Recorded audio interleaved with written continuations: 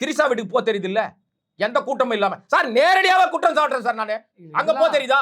கீர்த்தி சுரேஷுடைய வீட்டு பொங்கல் வைக்க போக தெரியுதா? கீர்த்தி சுரேஷ் கல்யாணத்துக்கு போக தெரியுதா? இது அவரோட பர்சனல் பக்கம். என்ன வழக்கட பர்சனல்? 41 உயிரை கொல்லிருக்கேடா கொலகாரன். இன்னைக்கு உனக்கு எங்க போச்சு அந்த கூட்டம்லாம்? இன்னைக்கு அந்த கூட்டம் எங்க போச்சு? ஏன் வரல? கேட்டா அதுக்கு ஒரு காரணம் சொல்றாங்க. அண்ணன் கடுமையா, நீங்க சொன்னீங்கல்ல, கடுமையா நடவடிக்கை எடுப்பார். இந்த கடுமையான நடவடிக்கை முன்னாடியே செய்யல. அப்ப என்ன பில்டப் பண்றீங்களா? இவர் வந்தா தண்ணி அடிச்சா கூட்டம் வருது, நாடகம் ஆடுறீங்களா? யாரை ஏமாத்த பாக்குறீங்க? உங்க நாடகத்தினால நீங்க அப்படியே வெட்ட வருத்தமா, அப்படியே பட்ட வருத்தமா வெளிப்பட்டு போச்சா? வெளி தெரிஞ்சிச்சா? விஜய் என்பது ஒரு நீர்க்குமிழி மாதிரி, மழை நேரத்தில் வரும் தெரியுமா, பட்டுன்னு போயிடும்ல, அந்த மாதிரி. இது ஒண்ணுமே இல்லையே இன்னைக்கு. இப்ப நீ அப்ப உனக்கு நீ சொன்னா கேட்கறதுக்கு ஆள் இருக்குல்ல, சொன்னா கேட்கறான்ல அவன். அப்ப நீ தானே கூட்ட.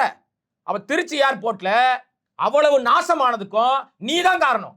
அப்ப அதுக்கு ஆன எல்லா செலவையும் விஜய் தான் கொடுக்கணும். போலீசார் வழக்கு பதிவு பண்ணி எனக்கு இவ்வளவு தூரம் செலவாயிடுச்சுன்னு அறிக்கை கொடுத்திருந்தா, அல்லது திருச்சி மாநகராட்சி சார்பா அறிக்கை கொடுத்திருந்தா, தாவேகா சார்பில் இருந்து அது நிதி அடிப்படையில அறிவு வேணாம், உனக்கு வேணாம் அறிவு.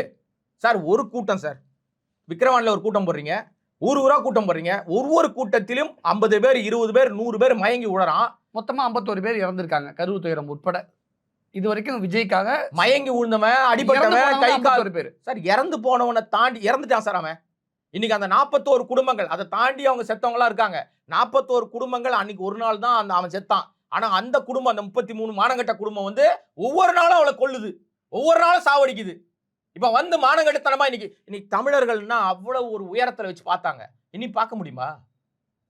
வரலாறுலயே மிக மோசமான அரசியல் தலைவராக யார் இடம் பிடிச்சிருக்கானா, எல்லாரும் சொல்லுவாங்க இவர்தான் அவர்தான். யாரும் கிடையாது, விஜய் தான். காலத்துக்கும் அவர் பேர் தான் இருக்கும். ஏன்னா இதுவரைக்கும் யாருமே இந்த மாதிரியான ஒரு விஷயத்தை செய்ததே இல்லை.